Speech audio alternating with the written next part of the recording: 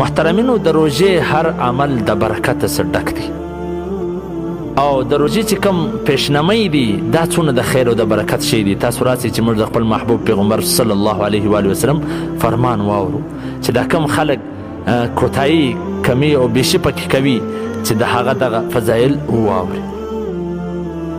عن ابن عمر رضی الله تعالی عنه قال رسول الله صلی الله علیه وسلم إن الله وملائكته يصلون على المسحرين رواه الطبراني في الأوسط جلد نمبر 8 صفحه نمبر 800. حضرت ابن عمر رضی الله تعالی عنہ فرمایي چې د نبی کریم صلی الله علیه وسلم فرمان دی چې حق تعالی جل شانه پخپل او د هغه فرشته پر پیشلمی کول والا باندې رحمت نازلوي.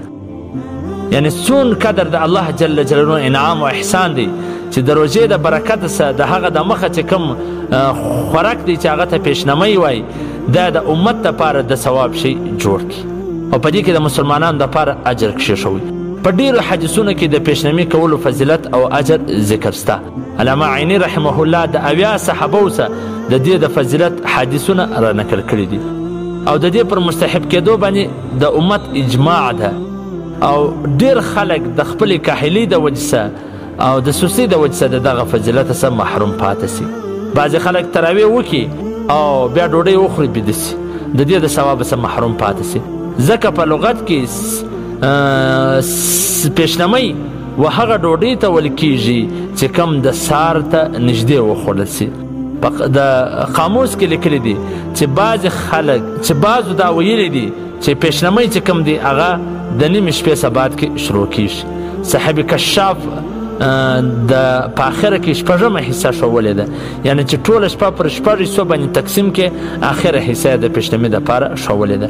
د غروب افتاب څخه بیا د طلوع صبح صادق چې دا 12 غنټې سي نو اخري 2 غنټې د پیشنمۍ وخت دی او په دې کې د دې څه هم تاخیر کول اولاد دی بشرطه دې چې دونې تاخیر نه وي چې په روژې کې شک پیدا سي. د پیشنمۍ په فضیلت کې ډېر حدیثونه راغلي دي.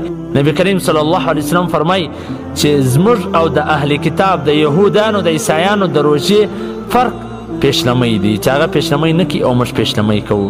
په مسلم شریف کې دا حدیث دی، حدیث نمبر 1096. یو ځای ارشاد وفرمایي چې پیشنمۍ خوري چې دا د برکت شی دی. بخاري شریف کې دا حدیث دی، حدیث نمبر 1923. په یو ځای کې دی چې درې شان، یو ځای کې ارشاد دی چې درې شان د برکت دي. په جماعت چې کوم دی دا د برکت دی. جماعت دا نه مقصد چې د جمع المنځ هر د مسلمانانو اجماع او جماعت چې کوم دی پر جماعت باندې د الله لاسونه دي او دا د برکت شی دی. او شوروا او پیشنمۍ دا درې شان د برکت دي. شوروا کې هم برکت دی او په پیشنمۍ کې هم برکت دی. جماعت و هغه ته وایي صرف د جمع المنځ نه، دا نامه شیخ الحدیث زکریا کندلوي رحمه الله علیه چې هر د مسلمانانو هغه د جمع کار چې دی په ګټه سره کوي، په جماعت سره کوي، د هغه سره د الله جل شانه مدد. او سرید شوروا چې کوم غوښې پاخه سي او بیا په تري کې ډوډۍ وړه کول سي چې دا ډېر د خوند ډوډۍ ده. او دریم چې کوم دی دا پیشنمۍ چې نبی کریم صلی الله علیه وسلم به صحابو ته ویله پر پیشنمۍ چې راسي د برکت ډوډۍ وخوري. ابو داود شریف حدیث نمبر 2340. په یو حدیث کې ارشاد دی چې پیشنمۍ خوري، په پیشنمۍ خوړلو سره په روژه باندې قوت حاصله کوي او د غرمې په خوب سره په آخره شپه کې د پورته کېدو باندې مدد ترلاسه کوي. چې پیشنمۍ کوي په روژه باندې قوت حاصله کوي او غرمه کلوله کوي پیدېږي او چې د شپې په آخر کې بیا په اسانۍ سره راپورته کېدلی سي.